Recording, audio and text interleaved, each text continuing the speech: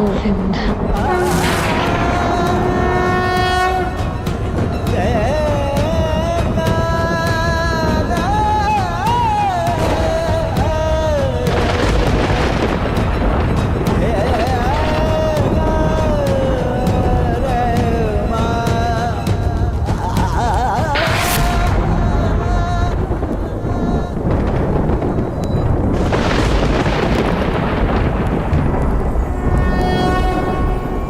यदा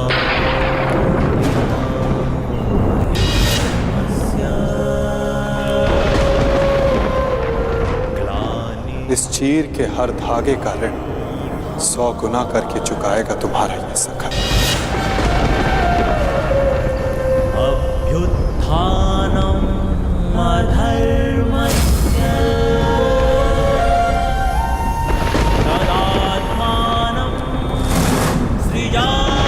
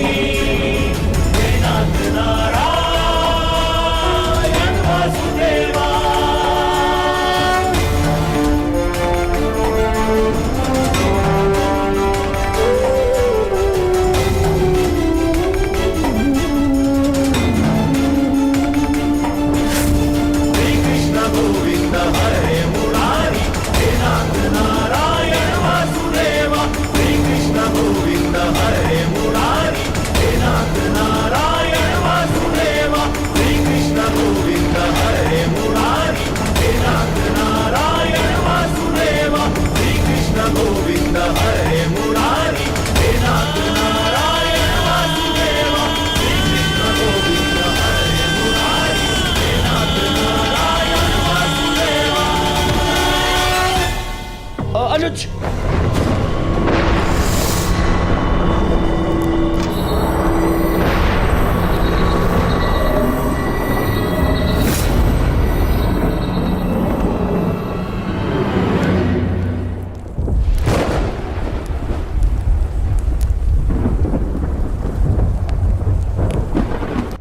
द्रौपदी,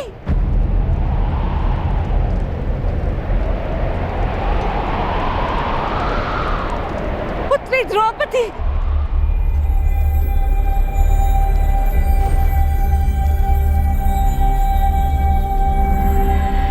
ये क्या अनर्थ हो रहा है सभा में?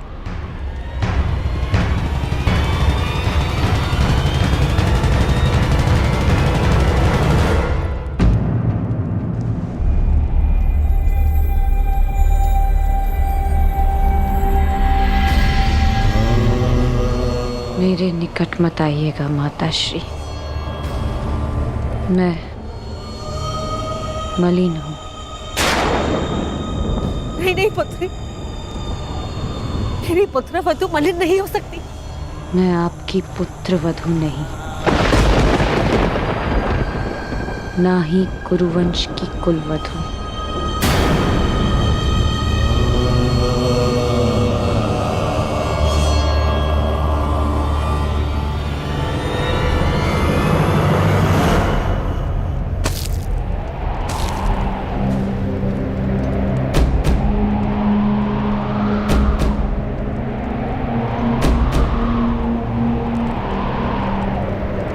और ना ही आपके पुत्रों की पत्नी।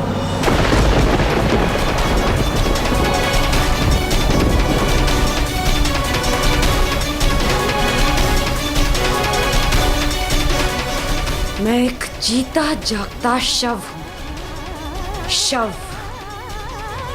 इस संसार की स्त्रियों की लुटी हुई मर्यादा का। मैं कुंड हूं, इस सृष्टि की सभी स्त्रियों के आंसुओं का। आज मैं अग्नि नहीं, आज मैं अग्नि सुता नहीं, स्वयं अग्नि हूं। इस मूक मौन सभा के शमशान में जलते हुए नारी के मान के चिता की अग्नि हूं मैं, जो सब कुछ भस्म कर देगी, सब कुछ नाश कर देगी।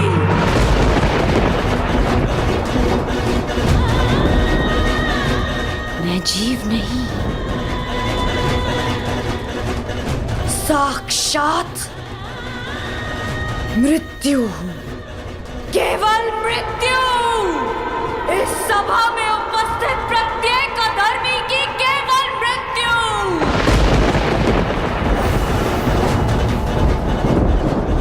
जो इस नग्न सभा में विनाश का नग्न नृत्य करेगी, जो सभा मेरा अपमान देखकर मौन रही, वो सदा के लिए मौन रह जाएगी। मुझसे हरण किए गए वस्त्र इस सभा में सभी के शव वस्त्र बनेंगे। जिसने मेरे अपमान पर अट्टहास किया, उन सबकी मृत्यु पर ऐसा विलाप होगा कि संसार युगों तक स्मरण रखेगा।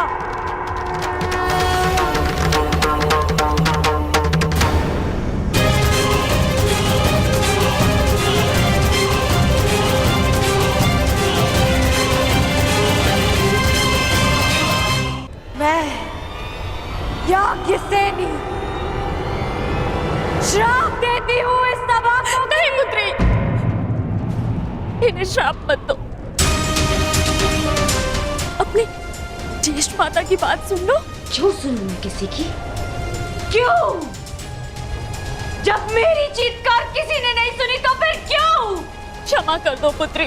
मेरा श्राप ही क्षमा है महारानी, क्योंकि यदि दंड दिया तो इसी जीवन के प्रत्येक क्षण में नर्क का अनुभव होगा इन्हें।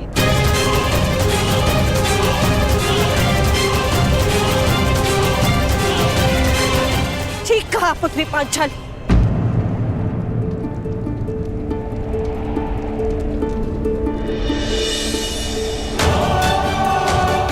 इन सबको जीवन के हर पल नर्क का अनुभव होना चाहिए।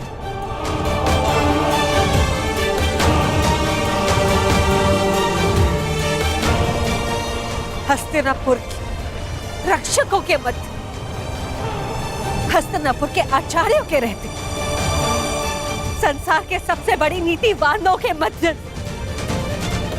यह नट कैसे हुआ? मैं आपसे पूछती महामंत्री, हस्तिनापुर में अंधे युग का प्रारंभ कैसे हुआ? क्यों नहीं आपने इच्छा मृत्यु मांग ली ताजश्री? और आपने क्यों नहीं अपने ही वाणों से अपने हृदय को भेद लिया द्रोणाचार्य?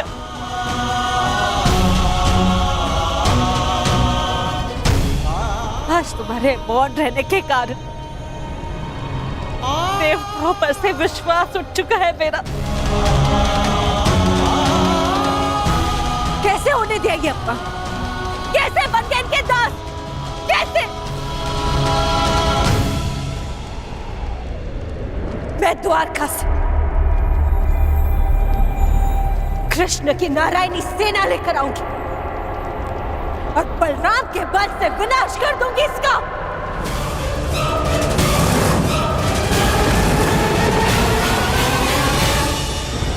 सुन रहे हैं आप महाराज? सुनाई तो दे रही है ना आपको? हस्तिनापुर की ओर बढ़ रहे इस विनाश के पश्चात अपने आंखों पर पट्टी बांधते समय मैंने ये नहीं सोचा था कि एक दिन ऐसा भी आएगा, आप अपने मन की आंखों पर पट्टी बांध लेंगे। अगर थोड़ी सी भी लज्जा शेष है आप में तो कुछ कीजिए, इस ज्वालामुखी को फटने से रोक लीजिए महाराज। आज निश्चित रूप से ही हस्तिनापुर लज्जित हुआ है। पांचाली पुत्री, मैं तुम्हें वर देता हूं, तुम जो चाहोगी वैसा ही होगा। क्या चाहती हो पुत्री? मांगो, मेरा वचन है तुम्हें। एक स्त्री के लिए उसका मान सबसे बड़ा होता है और इस सभा में पहले उससे उसका सब कुछ छीन लिया और अभी प्रस्ताव रख रहे हैं कि जो वर मांगोगी मांग लो। अब मैं मांगूंगी नहीं, दूंगी, श्राप दूंगी। मैं याज्ञसेनी इस गुरुकुल को श्राप देती हूँ कि क्षमा करो, मेरे मूर्ख पुत्रों को श्राप देकर उनका त्राण मत करो।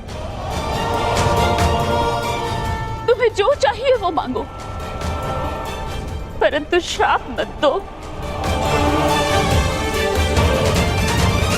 मुझसे जो छीना गया वो मुझे कोई नहीं लौटा सकता, परंतु इस अधर्मी खेल में मेरे पतियों से जो छीना गया वो उन्हें लौटा दीजिए।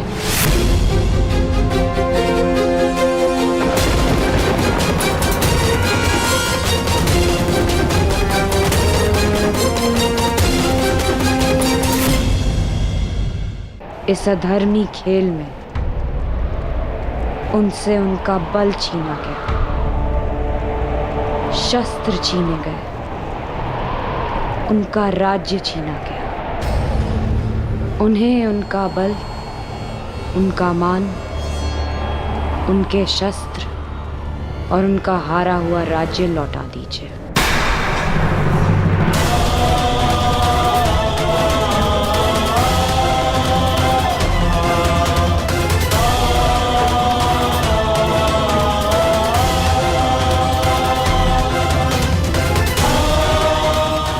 वाह, अब भी मौन है सब। और आप कह रहे थे दिया। जो तुमने मांगा दिया, पांडवों का राज्य, संपत्ति, शस्त्र और बल, मैं सब लौटाता हूं।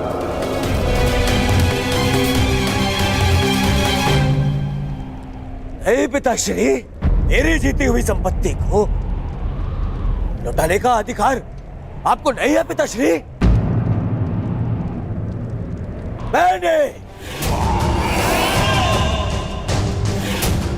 इस युद्ध में जो भी जीता है वो अपने बल पर जीता है, अपने।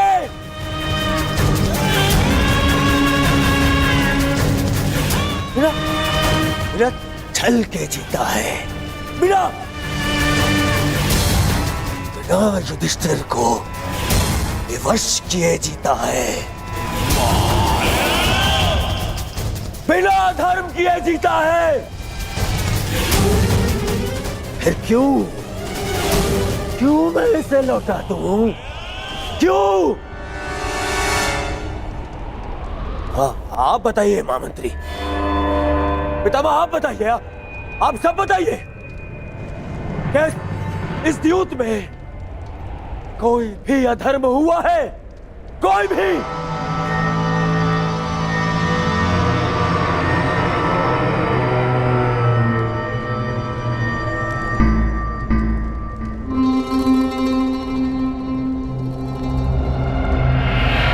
फिर से मौन हो गए सब। अधर्म सामने खड़ा होके पूछ रहा है कि उसने क्या अधर्म किया, और सब फिर से मौन। इस सभा में इतना सब कुछ हो जाने के बाद भी आप सब मौन हैं।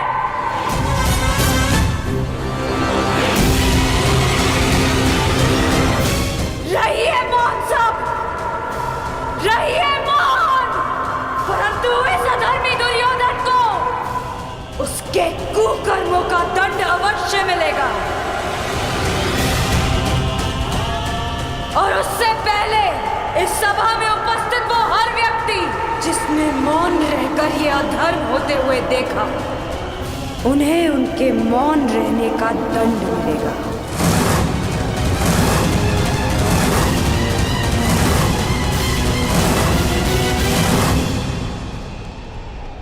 श्राप है ये अग्निसुता द्रौपदी का।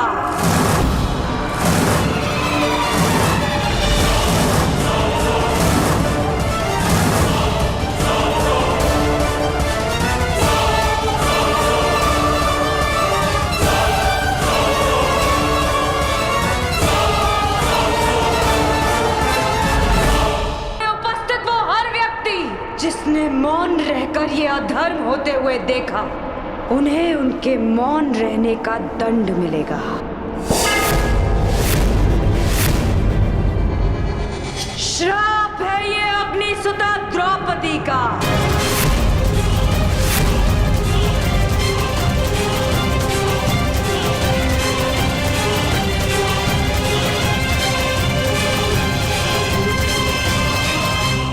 पांचाली, वहीं रुक जाइए महान पांडु पुत्रों। मैंने आपको क्षमा नहीं किया, अब आप सबका मुझ पर कोई अधिकार नहीं।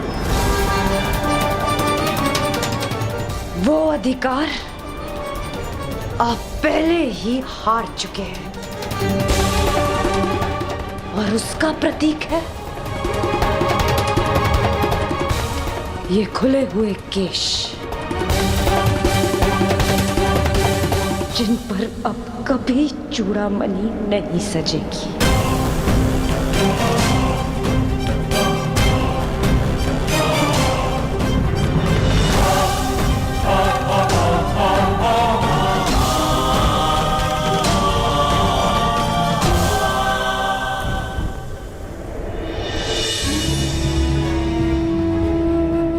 अपना जीवन दांव पर लगाकर स्त्री संतान को जन्म देती है, पुत्र के जन्म में अपना नया जीवन खोजती है।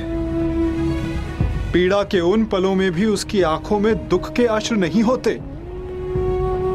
मुख पर प्रसन्नता, मन में संतोष होता है। और बदले में हम पुरुष उसे क्या देते हैं? पुरुष के किए गए हर कार्य का दंड अंततः स्त्री को भुगतना पड़ता है। क्यों? राम को दंड देने के लिए सीता का हरण होता है। सीता को ही अग्नि परीक्षा क्यों देनी होती है? युद्ध पुरुष करता है और पराजित स्त्री होती है। वीर गति पाकर पुरुष स्वर्ग भोगता है और विधवा होकर स्त्री नरक भोगती है। क्यों? क्यों पुरुष का अहंकार जगता है और स्त्री की स्वतंत्रता को सुला दिया जाता है? जुए में, मदिरा के मद में धन पुरुष खोता है और भूख स्त्री के भाग्य में आती है। क्यों? विवाह के पश्चात स्त्री सौभाग्यवती बनकर घर में आती है और उसके मस्तक पर सिंदूर के रूप में उसके पति की दासी होने का चिन्ह लगा दिया जाता है। अपनी इच्छा से 100 पत्नियां रखने वालों को पराक्रमी समझा जाता है और दुर्भाग्यवश एक से अधिक विवाह करने वाली महिला को वैश्या कहकर पुकारा जाता है। क्यों? पुरुष असफल होकर संसार का त्याग करता है और अपना घर संसार चलाने के लिए स्त्री को संघर्ष करना पड़ता है। क्यों हम पुरुषों के हर दुष्कर्म का फल स्त्री को भुगतना पड़ता है? जो जीवन देती है उसका अधिकार तो केवल आनंद, प्रसन्नता और सम्मान होना चाहिए। फिर उसका चीरहरण क्यों होता है? स्मरण रखना, जब तक स्त्री को मान, सम्मान और अधिकार मिलेंगे ये सृष्टि फलेगी, फूलेगी, विकास होगा। और जब जब स्त्री का मान भंग होगा, जब जब उसका अभिमान पुरुष के दम तले कुचला जाएगा, तब विनाश होगा। हर बार एक नए रूप में एक महासंग्राम होगा, एक महाभारत होगा।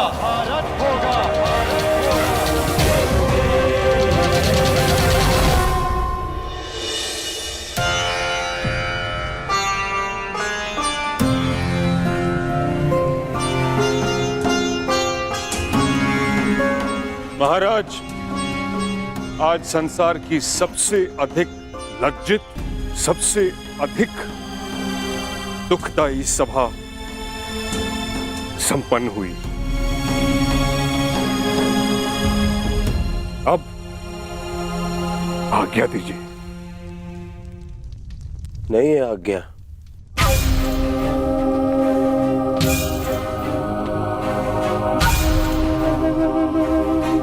अब क्या शेष है?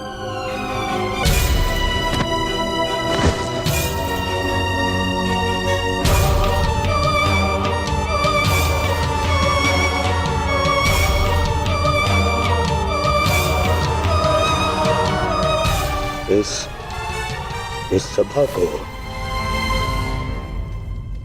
अभी अपने महाराज का पिंडदान देखना शेष है।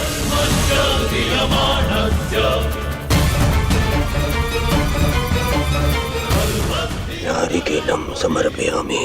ये क्या अनर्थ कर रहे हो दुर्योधन? अपने पिता का तर्पण कर रहे हो मेरे जीते जी। हाँ, आपका पिंडदान कर रहा हूं।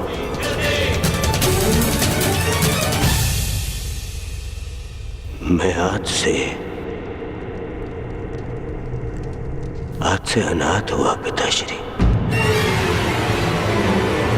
ये क्या मूर्खता है दुर्योधन? ये मूर्खता नहीं है, ये मेरे और मेरे पिता के मध्य का संबंध है जिसे आज मैं तोड़ रहा हूं।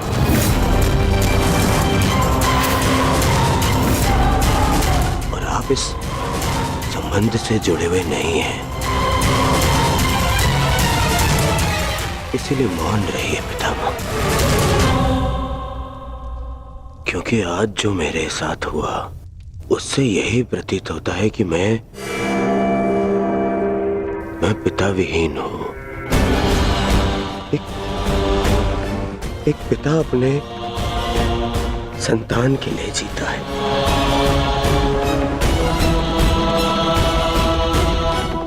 परंतु आज मेरे ही पिता ने मेरे ही साथ इतना बड़ा अन्याय कर दिया। क्या अनर्थ प्रलाप कर रहे हो दुर्योधन? मैं प्रलाप कर रहा हूं। एक सम्राज्ञी को द्यूत में दासी बना लेने पर इस सभा में सभी ने बहुत बड़ा चढ़ाकर कहा। सब मेरे विरुद्ध हो गए, परंतु मुझसे बिना किसी कारण के एक श्राप के भय से मुझसे इंद्रप्रस्थ छीन लिया गया, मेरा साम्राज्य छीन लिया गया। और इस अन्याय के कारक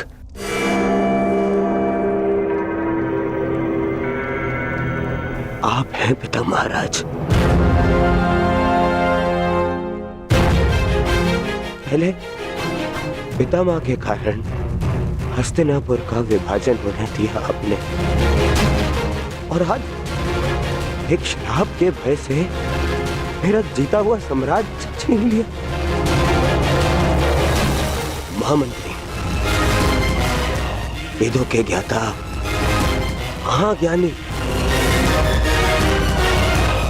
मंत्र पढ़े। मैं आज अभी इसी क्षण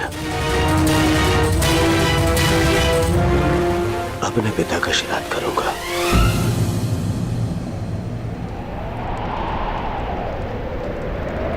ऐसा मत कहो पुत्र, ऐसा मत कहो। मैं विवश हूं। मैं पांडवों का राज्य उन्हें लौटा चुका हूं पुत्र, परंतु ये श्राद्ध मैं सहन नहीं कर सकता पुत्र, सहन नहीं कर सकता। अब तुम्हारे त्राण के लिए मैं क्या करूं? आपके पुत्र को इस त्राण से बचाने के लिए और जीते जी आपको श्राद्ध से बचाने के लिए मेरे पास एक उपाय है महाराज।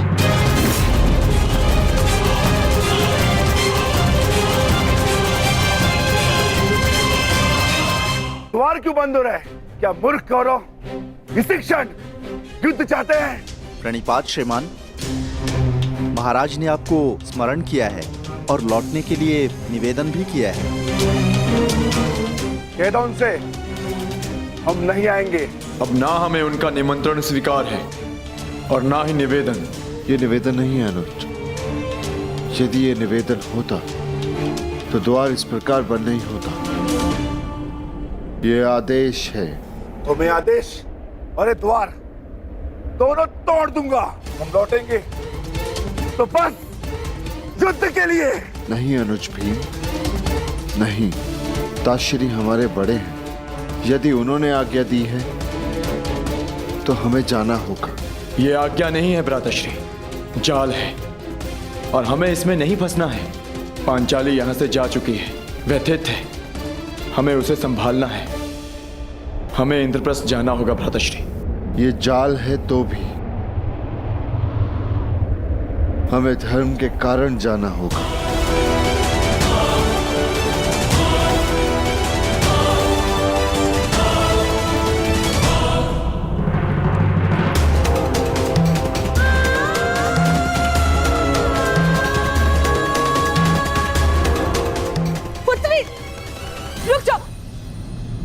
इस अनर्थ का दंड अवश्य दिया जाएगा कौरवों को।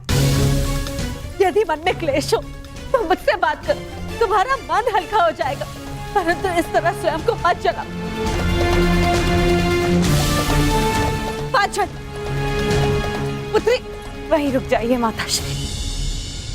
ये द्वार मेरे और आपके मध्य की सीमा है, इसे पार मत कीजिएगा।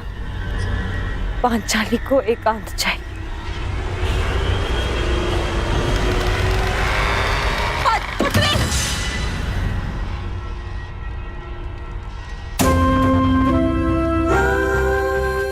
लीजिए ज्येष्ठ आपका आदेश ना मानने वाली दासी। आओ दासी द्रौपदी, आकर मेरी गंगा में बैठो। आओ। वस्त्र हरण करो इस दासी का, जो हर 2 महीने में अपना पति बदले, जो स्त्री 5-5 के साथ शयन करे, उसे क्या कहा जाता है? बताओ कर्ण। शब्दकोश में 5-5 पुरुषों के साथ में संसर्ग करने वाली स्त्री को क्या कहते हैं? बोलो। क्या कहते हैं? क्या कहते हैं? क्या कहते हैं? क्या कहते हैं? क्या कहते हैं?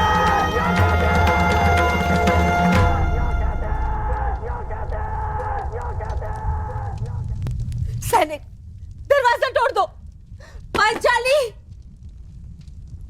ये द्वार द्रौपदी के मन का है बुआ। ये यातना से नहीं खुलेगा, ना ही बल से टूटेगा।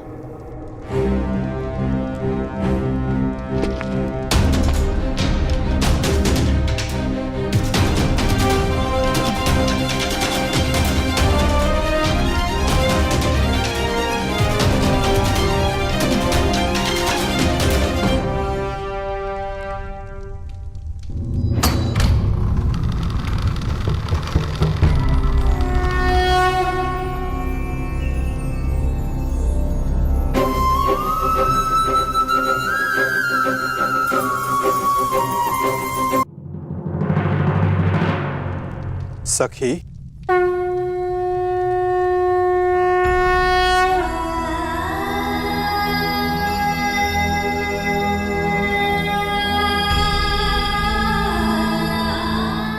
चले जाइए सखा, भीतर मत आइएगा। मैं मलिन हूँ। मलिन तो वो सोच है सखी जो तुम्हें मलिन समझे सखी, और मनुष्य तो भीतर से पवित्र होता है। तुम तो उस गंगा की भांति हो जो सबके पाप हरने के पश्चात भी मलिन नहीं होती। तुम पावनी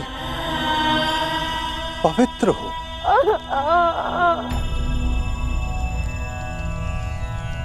चले जाइए केशव, मेरे संताप का ताप बहुत तीव्र है। कदाचित ही मेरे सखा को भी क्षमा न करे। सखा हूं तुम्हारा, तुम्हारे सुख दुख हानि लाभ में बराबर का भागीदार हूं मैं। तुम्हारे सुख में आनंद किया और आज अपने हिस्से की पीड़ा तुमसे लेने आया हूं, तो अपने भागीदार को उसका अधिकार नहीं दोगी सखी?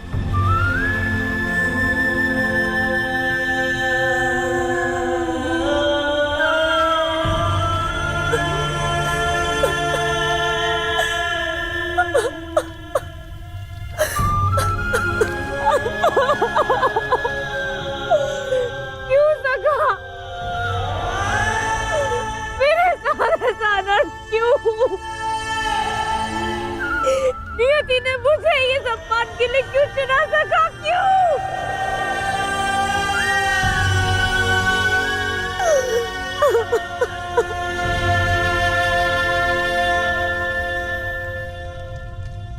क्यों?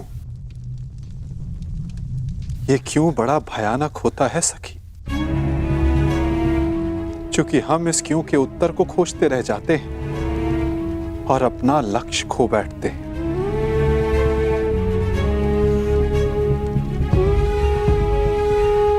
वो बालक जिसने जन्म लेते ही अपने माता पिता को खो दिया, जिसने जन्म की प्रथम रात्रि को मां का आलिंगन नहीं मिला, ज्वार खाती यमुना का आलिंगन मिला। यदि वो बालक नियति से इस क्यों का उत्तर मांगता, तो क्या मथुरा और गोकुल की नियति को बदल पाता? यदि सीता नियति से पूछती कि रावण ने उनका ही अपहरण क्यों किया, तो क्या यह संसार रावण से मुक्त हो पाता?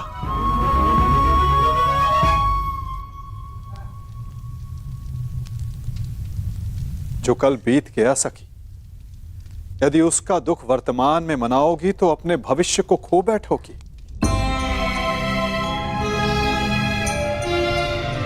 जब अपराध तुमने नहीं किया तो तुम क्यों भीतर से जल रही हो सकी? उन्हें जलने दो जिन्होंने ये पाप किया है। तो मार्ग बताइए सखा, मन में धधकती इस अग्नि को शांत करने का मार्ग दिखाइए केशव। क्षमा कर दो, क्षमा कर दो सखी। मन में प्रतिशोध नहीं, न्याय का विश्वास जगाओ। जब तक मन में प्रतिशोध रहे तब तक न्याय को आने का मार्ग नहीं मिलेगा सखी। क्या प्रतिशोध लेना न्याय नहीं है सखा? नहीं सखी, यदि प्रतिशोध लो तो केवल तुम्हारे भीतर की अग्नि शांत होगी,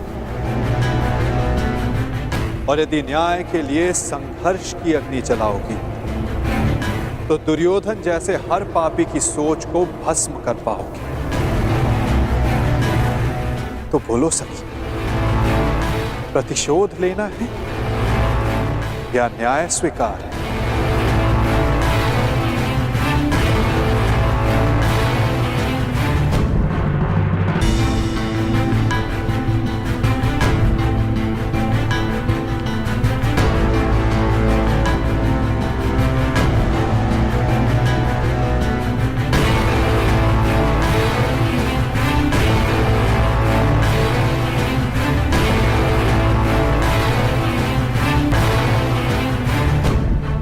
प्रणिपात ताश्री, आदेश करें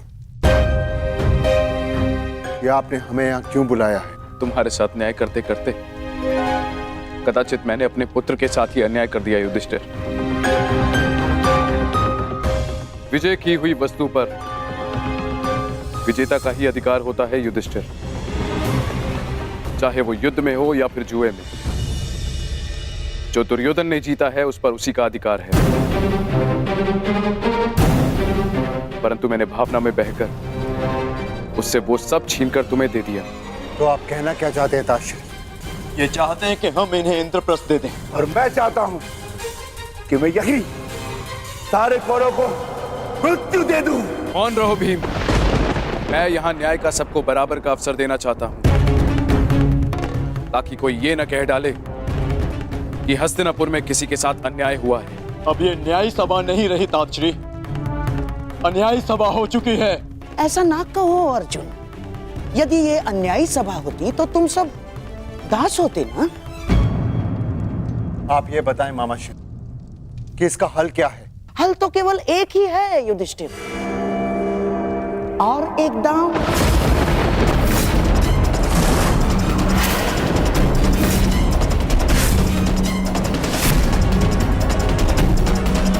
घबराओ मत पुत्रों, इस बार न राज्य दांव पर लगेगा और ना ही सम्मान,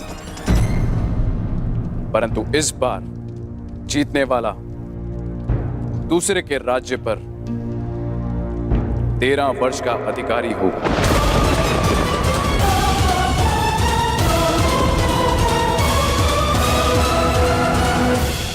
और हारने वाले को 12 वर्ष का वनवास और 1 वर्ष के अज्ञातवास पर जाना होगा। और हाँ, यदि इस अज्ञातवास में अज्ञातवासी पकड़ा गया या पहचान लिया गया तो फिर से 12 वर्ष का वनवास और 1 वर्ष का अज्ञातवास। बोलो पुत्र, स्वीकार है? न्याय का केवल एक ही मार्ग है जो शेष है, एक ही मार्ग है जो धर्म की ओर जाता है। धर्मराज, कहो, क्या स्वीकार है तुम्हें ये मार्ग?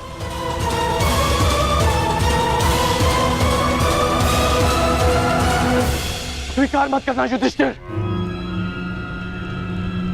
अस्वीकार कर दो ये दाव। अब धर्म के नाम पर एक और अधर्म मत कर बैठना।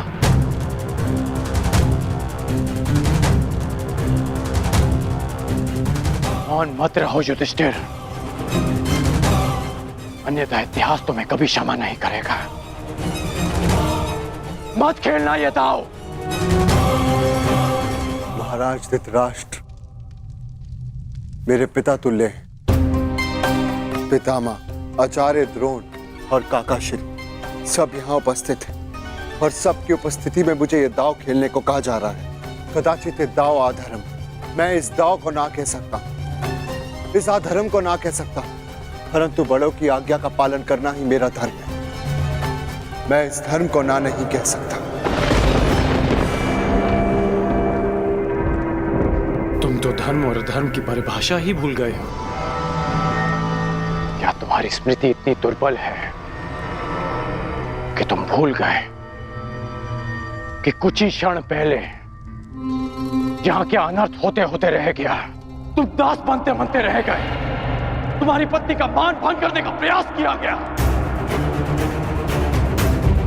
ये वही सभा है जहां वर्षों पूर्व मेरे भाई की हत्या की गई थी और आज एक स्त्री का मान भंग किया गया।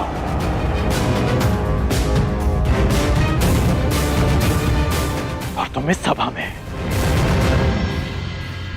धर्म की बात कर रहे हो। मैंने पहली बार जीवन में किसी से हाथ जोड़कर प्रार्थना की थी। मैंने तुमसे प्रार्थना की थी युधिष्ठिर। स्मरण है या भूल गए? राजकुमार युधिष्ठिर, आपका अवश्य यही सुझाव होगा। मुझे कुछ भी कहने का अधिकार नहीं कर्ण महोदय। मैंने दोबारा तुमसे प्रार्थना की। मेरा निवेदन मानिए, इस निमंत्रण को स्वीकार मत कीजिए, क्योंकि मुझे संदेह है ये निमंत्रण आपके सम्मान के लिए नहीं, उस अपमान के प्रतिकार के लिए भेज रहे हैं। परंतु तुमने मेरी प्रार्थना नहीं सुनी, उसे अस्वीकार कर दिया।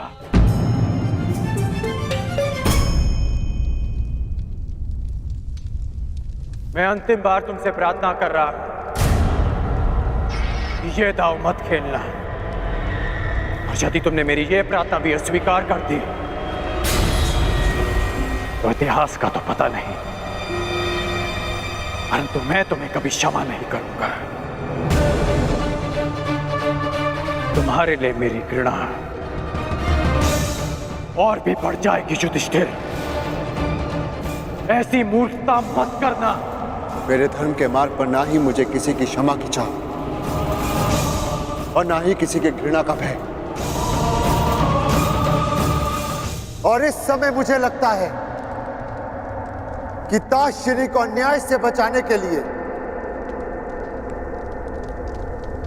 ये खेल खेलना ही मेरे लिए धर्म है।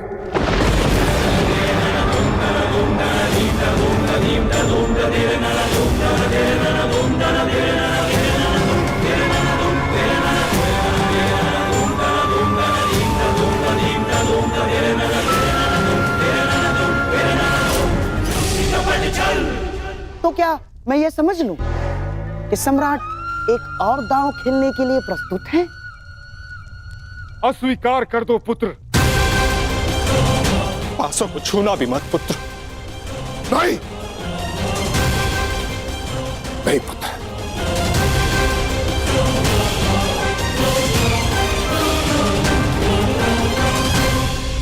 मुझे ये दाव स्वीकार है।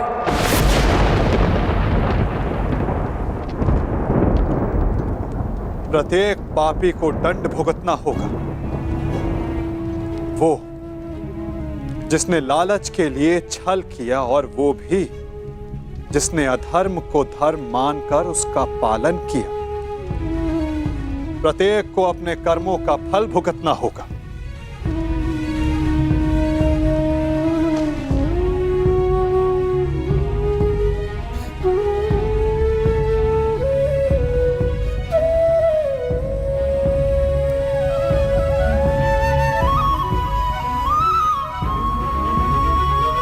परंतु ऐसे नहीं, पलकों पर अश्रु लेकर नहीं।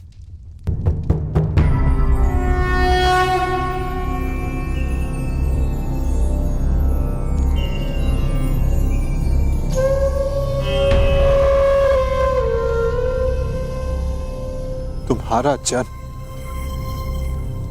इतिहास बदलने के लिए हुआ है सखी, इतिहास बनने के लिए नहीं। इसीलिए प्रतिशोध नहीं, तुम्हें न्याय का मार्ग चुनना होगा, क्योंकि प्रतिशोध अन्याय को जन्म देता है और न्याय एक नई व्यवस्था की स्थापना को।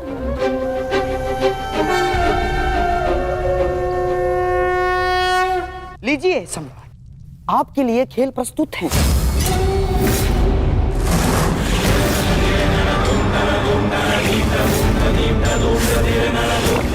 सुंदर युधिष्ठिर, अब मेरी बारी है।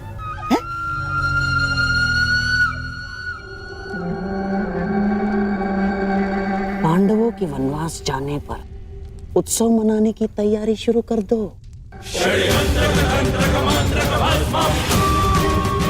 पांडवों की हार निश्चित है। परंतु ये केवल मेरी नहीं, स्त्री के सम्मान की हार है सखा। मुझे प्रतिकार चाहिए, नाश चाहिए कौरवों का केशव। केवल दुर्योधन का, केवल कौरवों का, बस यही उद्देश्य है जीवन का। यदि ऐसा है तो चलो अभी चलते। तुम्हारे अश्रों की सौगंध वासुदेव अभी जाकर समस्त कुरुकुल का नाश कर देगा। परंतु एक बार सोचो, उसके पश्चात क्या होगा? संसार का मार्ग बदलने वाली पांचाली के इस प्रयास को लोग क्या कहेंगे? प्रतिशोध या न्याय की स्थापना? तुम्हें प्रत्येक स्त्री के मान के लिए न्याय व्यवस्था की स्थापना करनी है सखी। केवल दुर्योधन को नहीं, उस सोच को दंड देना है जो स्त्री के मान को पुरुष के दम के पांव के नीचे ले आती है। तनिक सोचो सखी, जिन्होंने साम्राज्ञी के साथ ऐसा किया, वो एक साधारण नारी की क्या गति करेंगे? तुम्हें एक उदाहरण बनना होगा द्रौपदी, ताकि धर्म के नाम पर अधर्म का स्वांग बार बार रचने वालों के मन में धर्म का भय व्याप्त हो सके।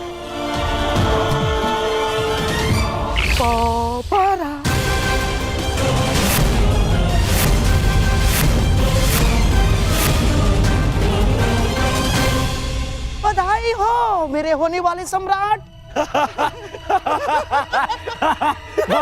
दोबारा हार गए। पांडव दोबारा हार गए। सम्राट युधिष्ठिर, पांचाली को दासी बनने से तो तुमने बचा लिया, परंतु स्वयं को वनवासी होने से नहीं बचा पाए। वन में जाने को प्रस्तुत हो जाओ महान पांडु पुत्रों। और हाँ, स्मरण रखना, इस पूरे अवधि में ना ही तुम किसी से संधि करोगे और ना ही किसी मित्र राज्य में रहोगे। और हाँ, यदि 1 वर्ष के अज्ञातवास में पकड़े गए या पहचान लिए गए तो फिर से दोहराया जाएगा। दुर्योधन, ऐसा प्रतीत होता है कि इनका जीवन वन में ही कटना लिखा है।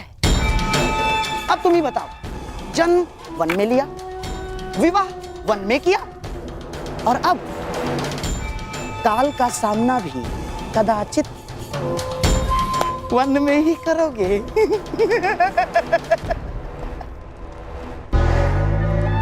लगता है यही भाग्य का न्याय है।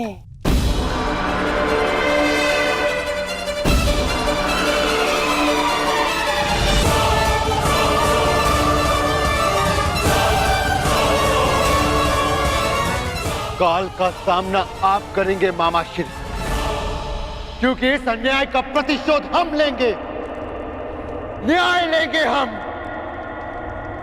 तुम्हें न्याय मिलेगा। प्रत्येक पापी को उसके किए अधर्म का दंड मिलेगा। प्रत्येक के कर्मों का फल उस तक लौट कर आएगा सखी। 13 वर्ष पश्चात हम फिर लौटेंगे, और इस बार आज्ञा नहीं, हम अपना अधिकार लेंगे। और जो कुछ इस द्यूत भूमि में हुआ है, उसका प्रतिकार हम युद्ध भूमि में लेंगे। मैं प्रतिज्ञा लेता हूं कि पांचाली के अपमान पर अट्टहास करने वाले इन 100 कौरवों को मैं अपने इन हाथों से यमलोक भेज दूंगा।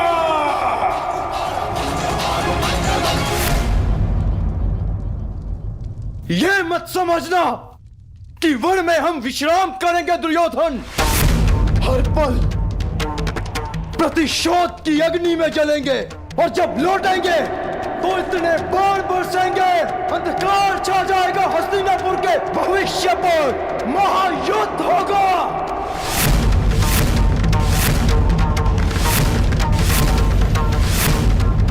बात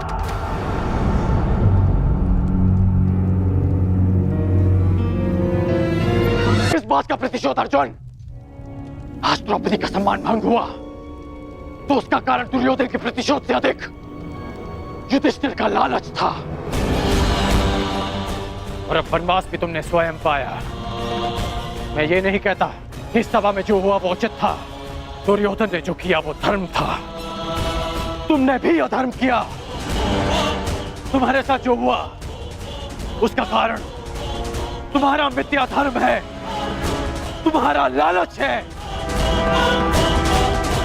तुम्हें लगा कि एक बार और युद्ध खेलकर कौरवों को सदा के लिए वन में भेज दोगे। तुम्हें लगा कि यही अवसर है, खेल लो। परंतु अवसरवादी वीर नहीं होते।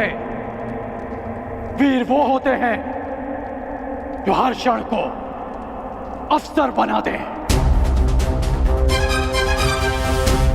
यदि आज तुम ये दूसरा दांव ना खेलकर युद्ध करते तो सौगंध अपने गुरु परशुराम की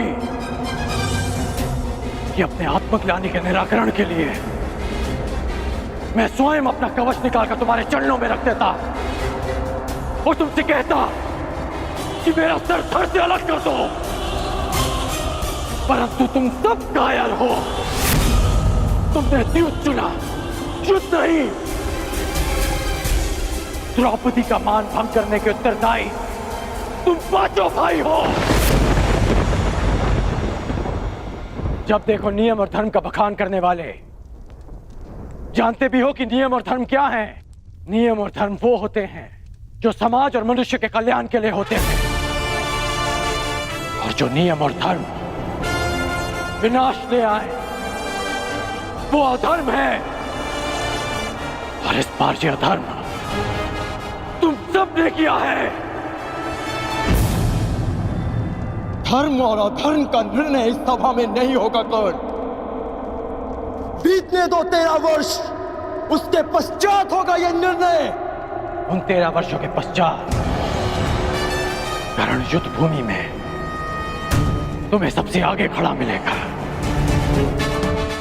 तुम भाई जिसे धर्म युद्ध कहते हो, मैं उसे तुम जैसे धर्म को ना समझने वालों के विरुद्ध महायुद्ध कहता हूं। ये युद्ध प्रतिशोध के लिए नहीं होगा, ये धर्म युद्ध होगा। धर्म और न्याय की स्थापना के लिए होगा, साधुओं के परित्राण के लिए, दुष्कर्मियों के नाश के लिए होगा।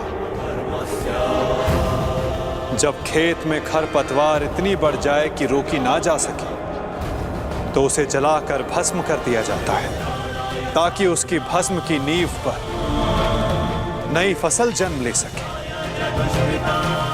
एक नए संसार के लिए, एक नई व्यवस्था की स्थापना के लिए, सुनहरे भविष्य के लिए, कलंकित वर्तमान के विरुद्ध युद्ध होगा। इस सृष्टि का सबसे बड़ा युद्ध होगा। उनके विरुद्ध जिनके हाथों में मैं भारत का भविष्य सुरक्षित नहीं समझता। तुम्हारे धर्म की विद्या सोच और मेरे परिवर्तन की प्रतिज्ञा के मध्य होगा महायुद्ध, होगा महाभारत। ऐसा युद्ध जो ना पहले कभी हुआ है, ना इसके पश्चात होगा। होगा महाभारत।